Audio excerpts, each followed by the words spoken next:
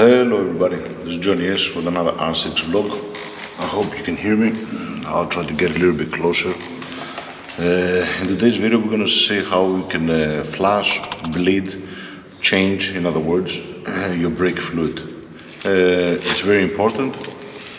It's something that can save your life. If you've got some air in your brakes, if you've got humidity in your brakes that can go bad, you need to take care of them.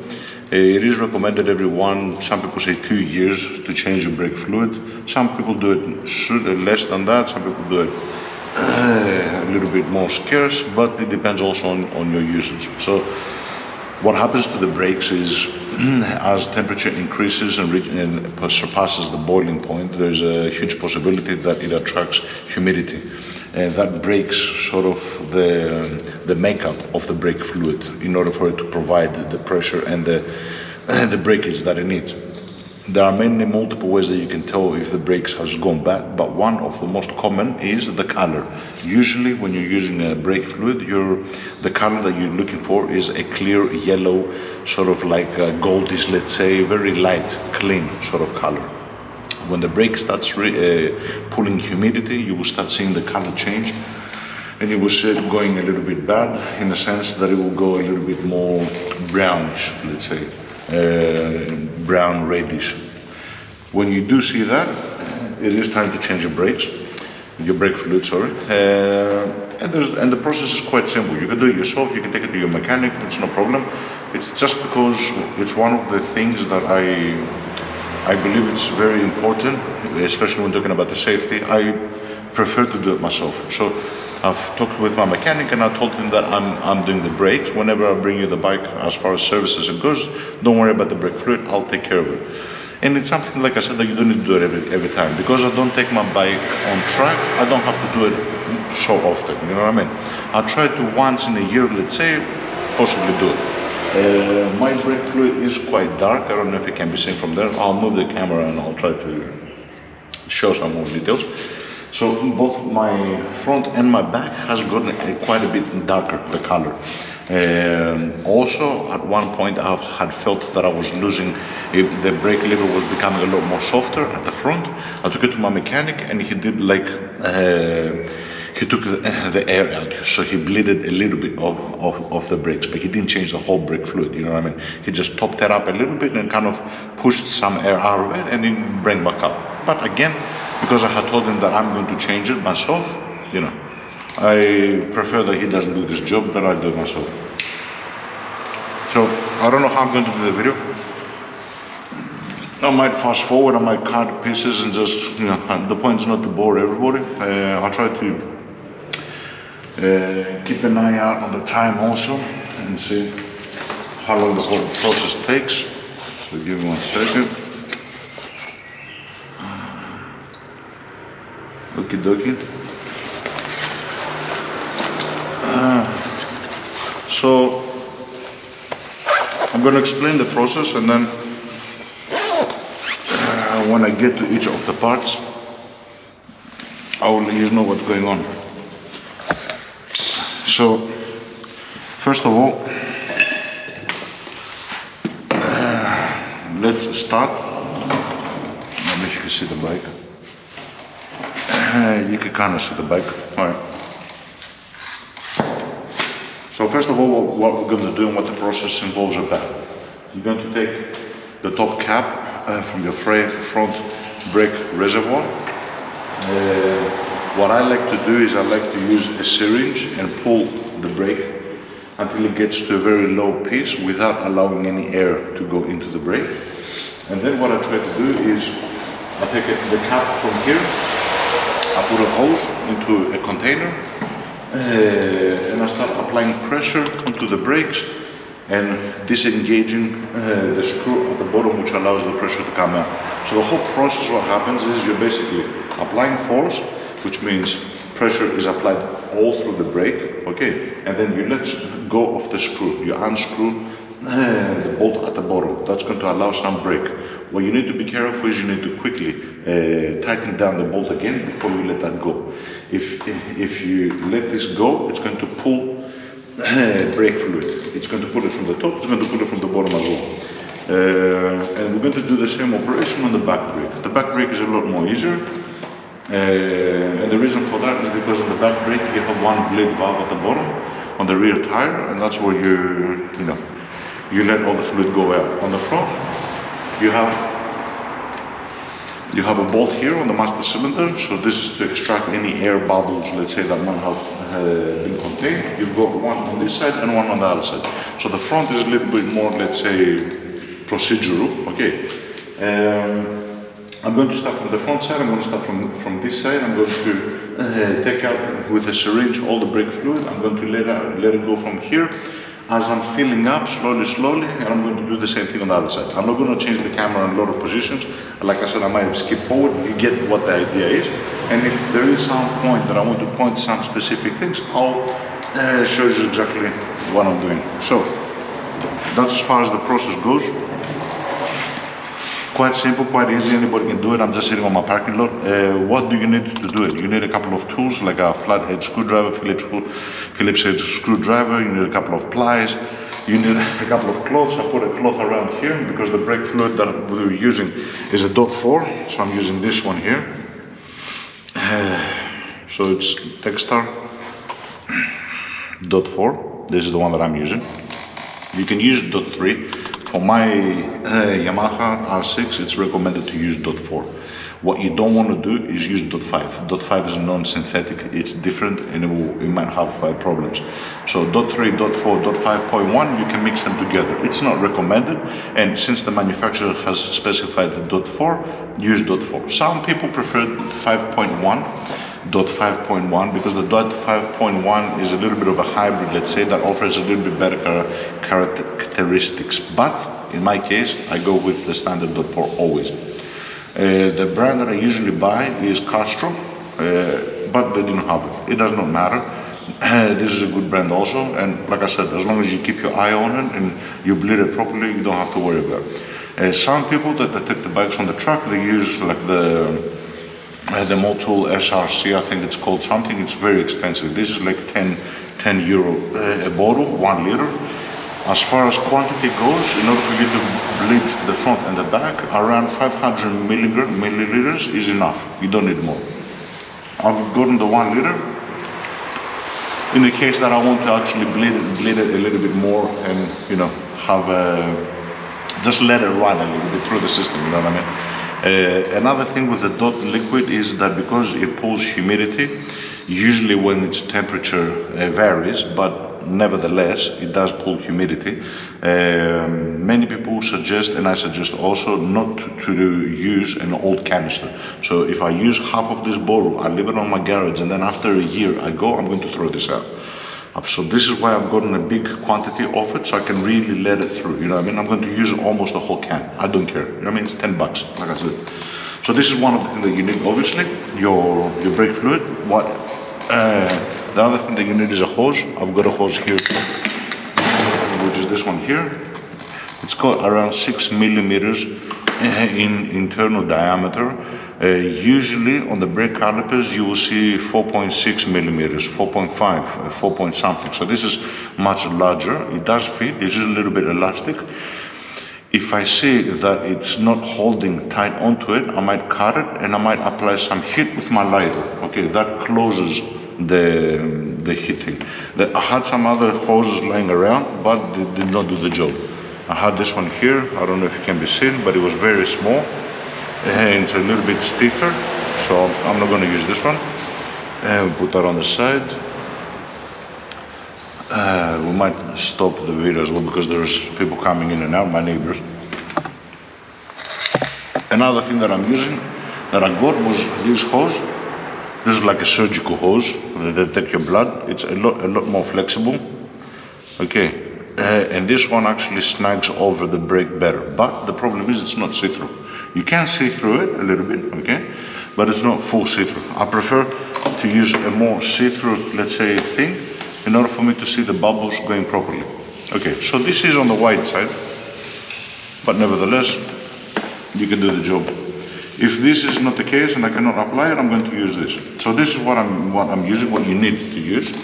Also, you need a bottle in order for you to put the brake fluid. The brake fluid is dangerous, so be aware. You're not supposed to drink it, you're not supposed to slow it, you're not supposed to touch it with your hands on your eyes. It's very dangerous, and it can also destroy your paint. That's why we've got a little cloth. Some people like to put a bigger cloth on the area and cover everything. I just use a little one just in case it drops down on the areas that are bleeding. You know what I mean? You don't need to go crazy. And the other thing that I'm using is basically this bottle here, which I'm going to puncture at the top. I'm going to make a hole, put the hose in there, and I'm going to use this. You can make a hole on the side, you can make like a cross section, you can just push the thing in. It needs to be big enough, and you need to be able to put it. Sometimes I put a little bit of water so you can actually stay upright and then spill over. Put a little bit of water, it's going to be thrown out anyway. So you need this, you need the hose, and you need your brake fluid. That's about it. Other than that, you don't need anything else. The only other thing that I used and I bought is a syringe, because I want to be able to pull out the brake fluid from the top side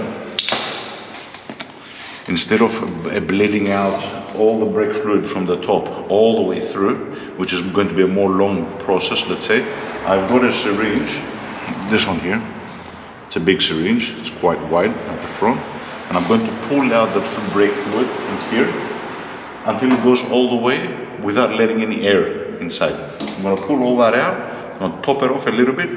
Another thing that I like to do is, when you got some old brake fluid and the color is brownish, when you can top it up with the new brake fluid, and you can use your syringe to go inside where the dark area is and start pulling a little bit and take away the bad brake fluid. The whole point is not to get one mixed with the other, and it is delicate. And if you ask me, possibly emptying a brake system totally might be the best way, let's say, to totally get rid of an old brake fluid. But the process to get the air out and the bubbles is going to be much more difficult, much more time consuming.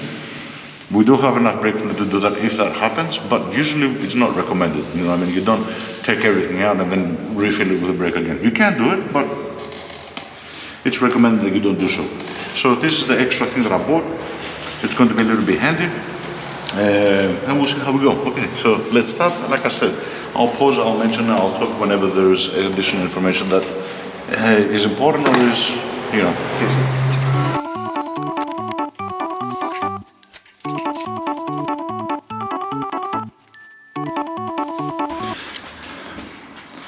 Okay, something to mention here. We took up the cap, the brake fluid cap.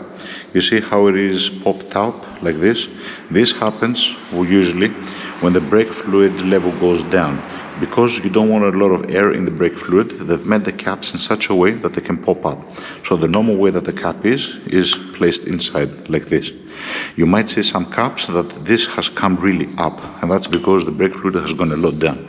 So if you look at my brake fluid, it's very brownish. Okay, this is not good. We need to get rid of all this thing, and we need to replace it with clear. So you will see what the clear looks like. We'll start with the syringe, slowly, and we'll go from there.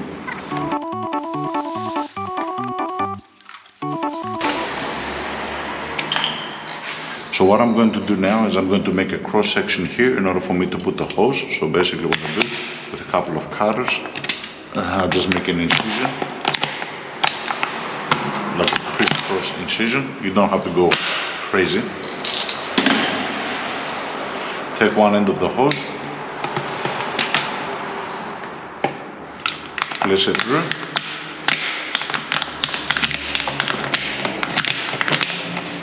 Can go like down, quite a bit down, and this is enough for it to be standing down. Place it to whatever place you want. Another hint that might be helpful is when you've got this side of the end, let's say on the pump, so this is one of the valves, the bleed out, you take the air away. So if you take this,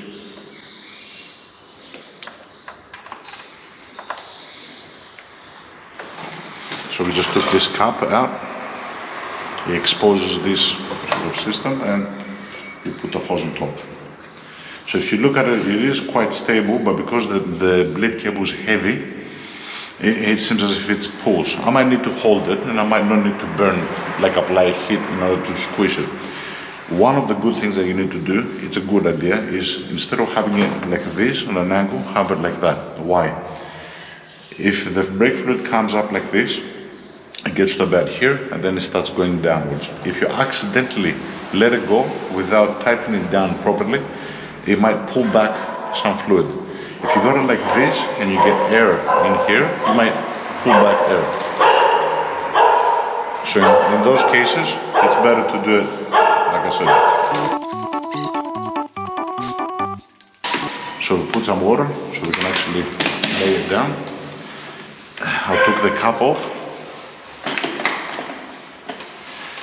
and I'm going to use the bottle also with the syringe to throw the bad thing in there.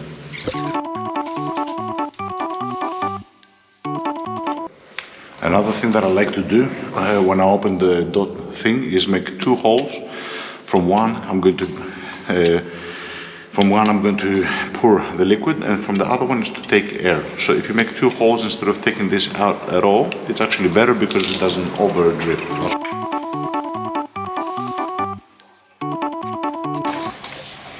So this is what I mean by two holes. You make two triangular holes so that when you pour it in, it's better.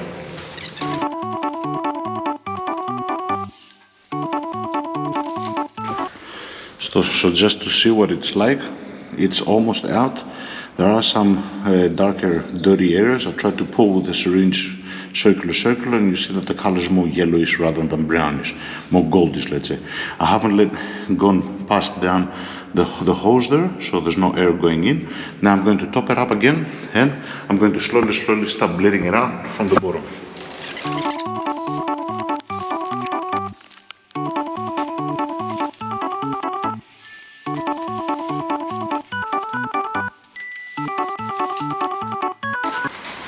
So one of the things to mention here is that we went with a different hose. That hose was too big, okay? And because you need to use the key to turn, I'm afraid that as I'm going to be turning, it might actually slip off, and that's the worst thing that you want to do. Not that it's very tragic, but it will spill things onto it. As long as you don't let this go, and you don't pull any air, you can tighten back up and clean it up. But for me not to go into that case. It's not a preferable way because it's not as see-through as I would like, meaning that I'm going to use my lovely light that I always use in order for me to be able to see better and get some light onto the area. Hopefully with this I'm going to be able to see what's going on.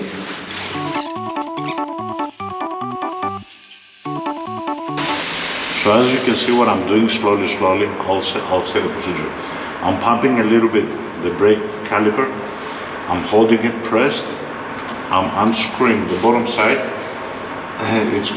my hand is going to reach all the way to the bottom, and before I let go, I tighten back down.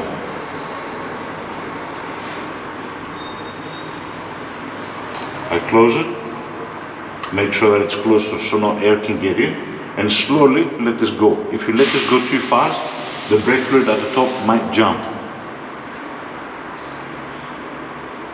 And I see some bubbles coming through. So I'll keep on doing this until the color changes, it becomes more clear.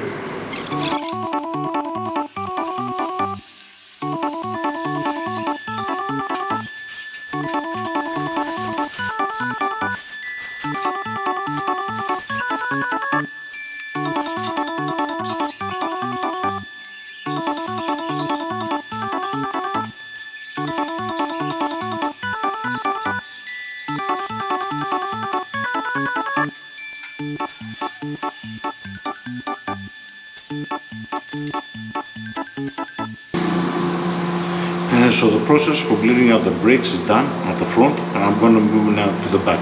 Before I move to the back, I'm going to top off the level. If you want to have a look at it, this is what it looks like when it's clean. Okay, so it's a goldish. I'm going to top it up to the upper level. There's an indication here. I don't know if it can be seen. There's lower and upper. I'm going to put it towards the upper. Why do I like to put it towards the upper? So that when the plastic thing comes down from the cap, it almost touches it and there's not much air there. So I'll do that and we'll move to the back.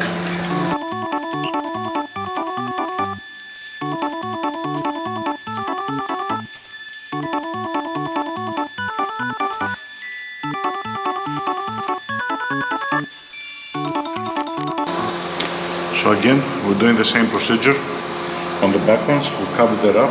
If you see it, it's very dark. I don't know if you can see the color. It's almost black brown. So it needs to be changed for sure. There's no doubt about it. We're going to do the same procedure as at the front. Sorry about the background noises. Some people doing some construction on the neighbors.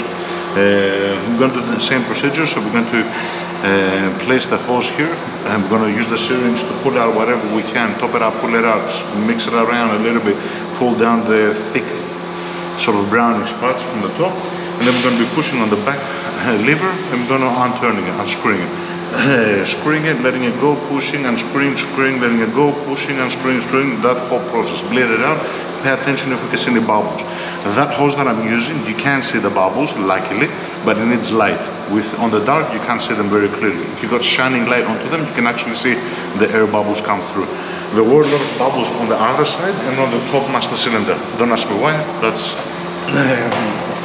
you know what I saw. So we're going to go through the process again. Like I said, I'm just letting it record. I might cut parts and put them back in as we go.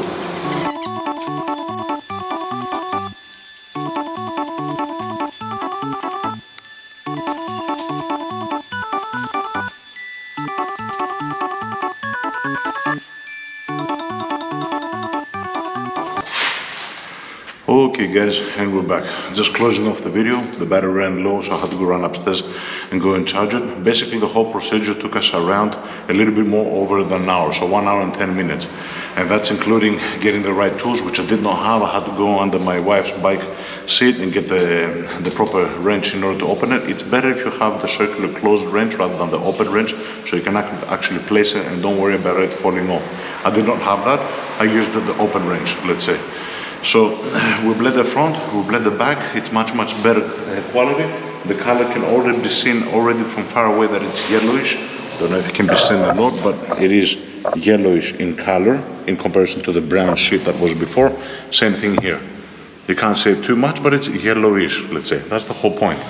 Okay, third time is the charm. So the battery died again out on me. Fucking GoPro, man. GoPro, yeah. Awesome shit, you know what I mean? 1 hour fucking footage and can't go over that. Anyway, as I was saying, make sure the most important thing is not to have any bubbles in your system. Drain out the system, make sure there's no bubbles, make sure the fluid is the clear color that you want, tighten everything down, clean everything up, because the brake fluid can damage paint and so forth. Top it up to the highest, to the upper level, I will say. Softly, gently place the cap in order not to allow a lot of air between the plastic sort of top part and the level of the brake fluid. Tighten it down and then take it to a ride. Be cautious a little bit. Wash your hands like I said before. Make sure you don't get anything in your eyes and everything. Don't drink it, don't smell it, don't all that stuff, and that's it. You take it for a ride. Be cautious at the beginning. Apply your brakes, heavy brakes and everything. Variation in the temperature of the brake fluid might cause some little bubbles that were in some places sort of, let's say, accumulate again. So after you take it for a ride, it gets warmed up, cools down again, then go and just bleed a little bit out. That's why I rather have a little bottle and not have to worry about it. So now I used a little bit more than half the bottle on the 1 liter one. So if you had the 500 milligrams, in order for you, but I did use a lot of it. I was draining, like I filled it up 3 times every time on the things. So I used a lot of it. Take it out for a ride, like I said, make sure that it warms up, cools down again, and then just bleed it out. Bleed it out a little bit and just pay attention on the bubbles. That's what you want. Open the cap again, slowly, bleed, make sure the bubbles go away, tighten it back down, let the brake lever go so it pulls from the top, apply pressure again, pump it up a little bit a couple of times, and that's it, you know what I mean? So easy process, easy procedure. I think everybody can do it. It's important. Don't neglect your brakes. $10 for the bottle. If you get $15 is the one that I get. I might put a picture up. It's a Castrol .4. It's not the race one. I'll put the race one again. I think the race one is like $80 for a liter. Okay. Obviously, like I said, it's better. It's for racing if you're going on the track and stuff. But again, you know what I mean. And 1 liter is going overboard. You don't really need that much. 500 milligrams, I will say, is enough. And make sure that if you try to use as much as possible, you know what I mean? So basically what I'm going to do is I'm also going to suggest because generally I bleed the brakes, both on my bike and my woman's bike, and we take both bikes on the same mechanic. So I've told him, don't touch the brakes, I'll take care of that. He's told me, okay. That's just my preference, you know what I mean? So I might use the same liquid to bleed my wife's brakes. Make sure you don't use, after 1 year, the same bottle, you know what I mean? The air sealing of the system of the brakes is much, much better than the bottle. The bottle, no matter how much tight you tighten it and there's air inside, it's going to drag the humidity, you know what I mean? So try not to use it. Throw it away. You're much better off being safe that way. So yeah, that's it. I hope you liked the video. It was, like I said, 1 hour process, and I was going up and down and the whole thing. It's not much. It's cool. It's fun. You're sitting there. You're playing around with your brake. Like, one of the things that I noticed is on one of my caps, that when you open it up, the plastic thing that holds the cap in place has broken. Okay, so, like I'm saying, when you, like, the mechanic is not going to give a shit. I'm going to say as simple as that. My mechanic, because he's very, like, to detail, pays attention, he might actually change it. But because I told him don't touch the brakes, he doesn't do nothing, you know what I mean? But sometimes the mechanics might not do certain things like that, you know what I mean? So that's something that I might go online, have a look, how much is those little plastic things. Make sure that it's on, you know what I mean? Because it doesn't have the thing. I have to put it out, put it in my pocket, make sure I don't lose it. Next time I bleed the brakes, you open it, it's there, you know what I mean? So when you're playing around with your bike, it's, you know, you're making sure that it's there, you have a peace of mind that you did it yourself and you saw how it's done. It's nothing complex and stuff. And then if you do pay attention to little discrepancies here and there, you can actually, you know, be a little bit like a perfectionist and try to do it exactly as you like. Anyway, I'd like to thank everybody for your time. Hope it didn't take too long, and I'll bid you goodbye. Bye.